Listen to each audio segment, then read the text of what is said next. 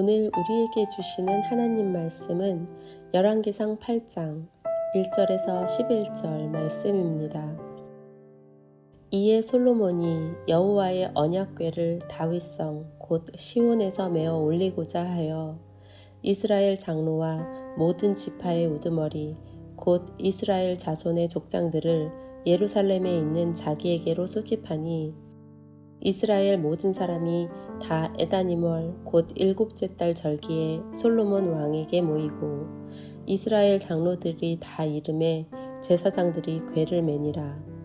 여호와의 궤와 회막과 성막 안에 모든 거룩한 기구들을 메고 올라가되 제사장과 레위 사람이 그것들을 메고 올라가매 솔로몬 왕과 그 앞에 모인 이스라엘 회중이 그와 함께 그 궤 앞에 있어 양과 소로 제사를 지냈으니 그 수가 많아 기록할 수도 없고 셀 수도 없었더라.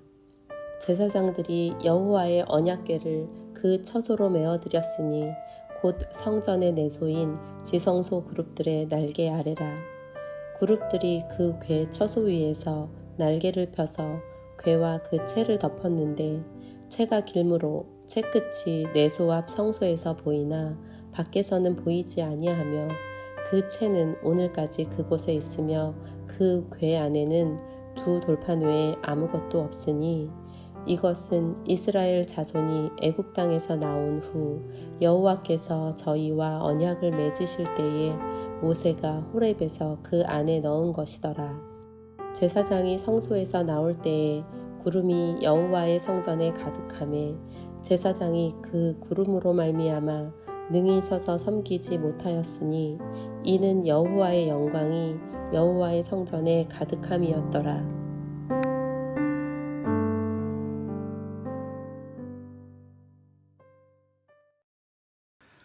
이제 열왕기상의 본문은 다시 성전 봉헌의 이야기로 돌아옵니다.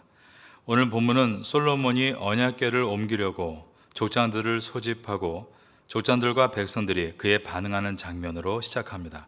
오늘 본문의 첫 절인 열왕기상 8장 1절을 보겠습니다. 이에 솔로몬이 여호와의 언약궤를 다윗성 곧 시온에서 메어 올리고자 하여 이스라엘 장로와 모든 지파의 우두머리 곧 이스라엘 자손의 족장들을 예루살렘에 있는 자기에게로 소집하니 8장은 전체 66절로 되어 있는데 1절에서 66절 전체의 구조는 교차 대구 구조로 되어 있습니다. 먼저 첫째 쌍인 1절에서 13절은 법궤를 성전으로 옮기는 장면입니다. 그리고 마지막 부분인 62절에서 65절은 성전을 봉헌하는 장면입니다. 1절에서는 솔로몬이 백성을 소집하고 있고 마지막 절인 66절에서는 백성이 자신들의 장막으로 돌아가고 있습니다. 이것이 8장의 가장 외곽의 내용이고 그 안으로 들어오면 2절과 그리고 마지막 절에서 두 번째인 65절에는 절기에 대한 이야기가 나옵니다. 2절을 보겠습니다. 이스라엘 모든 사람이 다 에다니멀 곧 일곱째 달 절기에 솔로몬 왕에게 모이고 그리고 절기에 각각 얼마나 많은 재물이 소요되었는지를 각각 5절과 63절에 기록하고 있는데 5절에는 솔로몬 왕과 그 앞에 모인 이스라엘 회중이 그와 함께 그 궤 앞에 있어 양과 소로 제사를 지냈으니 그 수가 많아 기록할 수도 없고 셀 수도 없었더라 라고 되어 있고 63절에는 솔로몬이 화목제에 희생제물을 드렸으니 곧 여호와께서 드린 소가 22,000마리요 양이 12만 마리라. 이와 같이 왕과 모든 이스라엘 자손이 여호와의 성전에 봉헌식을 행하였는데 라고 되어 있습니다. 더 안쪽으로 들어가면 솔로몬이 회중을 축복하는 장면이 나옵니다. 위쪽에서는 14절에서 21절까지가 솔로몬이 회중을 축복하는 내용이고 아래에서는 54절에서 61절까지가 솔로몬이 회중을 축복하는 내용입니다.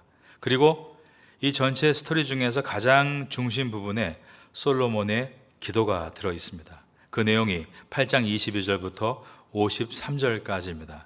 바로 이것이 8장 전체의 구조이고 이 8장에서 가장 중요한 가운데 있는 핵심은 솔로몬이 성전을 봉헌하면서 드렸던 기도인 것입니다. 기도가 핵심이라는 것을 보여주고 있습니다. 여러분의 삶에 기도가 가장 핵심이 될 수 있기를 예수님의 이름으로 축원합니다. 기도할 때 하나님의 뜻을 알게 되고, 기도할 때 그 하나님의 뜻에 순종하겠다는 결단을 가질 수 있게 되는 것입니다. 성전이 완공되면 언약궤는 지성소 안으로 들어가야 하는데, 현재 이 언약궤는 시온성이라고 불리는 다윗성에 있었습니다. 8장 1절을 다시 보겠습니다. 이에 솔로몬이 여호와의 언약궤를 다윗성 곧 시온에서 메어 올리고자 하여. 즉 본문이 설명하고 있는 것은 다윗성 안에는 솔로몬이 건설한 성전과 왕궁 단지가 없었다라는 뜻입니다. 따라서 솔로몬이 새롭게 성전과 왕궁을 짓고 궤를 옮기는 과정을 통해서 그가 다윗 시대 때 1.6km밖에 되지 않는 작은 예루살렘의 규모를 상당히 크게 확장시켰다는 것을 알 수 있습니다. 오늘 본문의 사건은 일곱째 달 절기에 이루어지고 있습니다. 2절을 보면 이스라엘 모든 사람이 다 에다니멀 곧 일곱째 달 절기에 솔로몬 왕에게 모이고 라고 되어 있습니다. 위에 기록되었던 6장 38절에 보면 히브리 원력으로 성전 완공이 8월이었다라고 되어 있습니다.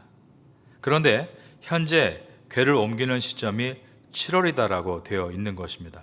따라서 성전을 완공하기 한 달 전 아니면 그 다음 해에 11개월 후에 이 일이 있었다는 뜻인데, 성경은 어느 것이라고 정확하게 말해주지는 않습니다. 7월에 먼저 법궤를 옮기고 난 다음에 한 달 후인 8월에 성전 건축이 마쳐진 것인지, 아니면 8월에 성전 건축을 마치고 11개월 후인 그 다음 해 7월에 법궤를 옮긴 것인지 정확하게 설명되어 있지는 않습니다. 대부분의 학자들은 8월에 성전 건축을 마치고 나서 그 다음 해 7월에 법궤를 옮겼다라는 내용에 동의합니다. 하나님의 법궤는 처음에 다윗성에 머물고 있었습니다. 솔로몬은 다윗성에 머물고 있는 법궤를 예루살렘 성전으로 모십니다. 3절과 4절을 보겠습니다. 이스라엘 장로들이 다 이르매 제사장들이 궤를 매니라. 여호와의 궤와 회막과 성막 안의 모든 거룩한 기구들을 메고 올라가되 제사장 레위 사람이 그것을 메고 올라가매. 그런데 이 내용은 과거 다윗 시대 때 법궤를 옮겼던 사건을 떠올리게 해줍니다. 사무엘하 6장 12절 이하에 보면 아비나답의 집에서 다윗성으로 법궤를 옮길 때 다윗이 크게 한번 곤욕을 치렀던 일이 있습니다. 법궤를 옮기는 과정에서 법궤를 끄는 소가 잘못 뛰는 바람에 법궤가 바닥에 떨어질 위기에 처하자 우사가 법궤를 붙들었는데 그 자리에서 즉사하고 마는 것입니다. 그래서 법궤 이송을 실패하고 오벳 에돔이라는 사람의 집에서 법궤가 석 달을 머물게 됩니다. 그리고 나서 다윗은 율법에 정한 절차대로 철저하게 준비하고 레위인들을 보내서 그것을 옮겨오는데 이번에는 성공했습니다. 그때 다윗은 하나님의 법궤가 다윗성에 들어올 때 너무나 기뻐서 자신의 바지가 내려가는 줄도 모를 정도로 찬양하며 춤을 추었습니다. 그때 하나님의 언약궤가 오벳 에돔의 집에서 예루살렘으로 옮겨졌던 장면과 오늘 본문에서 하나님의 언약궤가 다윗성에서 예루살렘 성전 안으로 옮겨가는 장면이 서로 대조를 이루고 있습니다. 그리고 규모 면에 있어서 이번이 훨씬 더 컸습니다. 5절을 보겠습니다. 솔로몬 왕과 그 앞에 모인 이스라엘 회중이 그와 함께 그 궤 앞에 있어 양과 소로 제사를 지냈으니 그 수가 많아 기록할 수도 없고 셀 수도 없었더라. 그때 희생제물로 드려진 양과 소의 숫자가 헤아릴 수 없을 정도로 많았다라고 하면서 이번에 솔로몬이 언약궤를 다윗성에서 성전으로 옮기는 일에 있어서도 매우 큰 기쁨과 감사가 넘쳤다는 것을 보여주었습니다. 오늘 본문의 마지막 부분인 11절을 보겠습니다. 제사장이 그 후름으로 말미암아 능히 서서 섬기지 못하였으니 이는 여호와의 영광이 여호와의 성전에 가득함이었더라. 여호와의 영광이 여호와의 성전에 가득한 이 장면은 세상의 마지막 때 우리 주 예수 그리스도께서 이 땅에 강림하실 때 온 땅에 여호와의 영광이 가득하게 될 것을 예표하고 있습니다. 그리고 지금도 우리가 하나님을 내 마음의 성전과 우리가 함께 다니고 있는 교회에 모셔드리기를 다윗과 같이 솔로몬과 같이 간절히 원할 때 하나님의 영광이 충만하게 임하게 될 것을 예표하고 있습니다. 하나님의 영광이 빽빽한 그림과 같이 가득이 많은 교회와 가정과 그리고 개인이 된다면 우리는 이 땅에서 하나님의 말씀을 이루며 사는 멋진 인생을 살아가게 될 것입니다.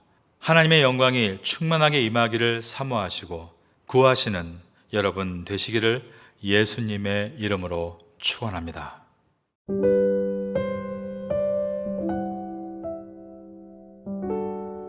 지금은 함께 기도하는 시간입니다. 4월의 공동기도 제목은 첫째, 선교를 위해 기도하는 교회가 되게 하소서. 둘째, 이 지역 교회들의 필요함을 채워주는 교회가 되게 하소서. 셋째, 지역사회를 섬기는 교회가 되게 하소서. 넷째, 태국 목회자들과 한국 선교사들을 후원하는 교회가 되게 하소서. 말씀을 붙잡고 기도하는 귀한 시간 되시기를 소망합니다.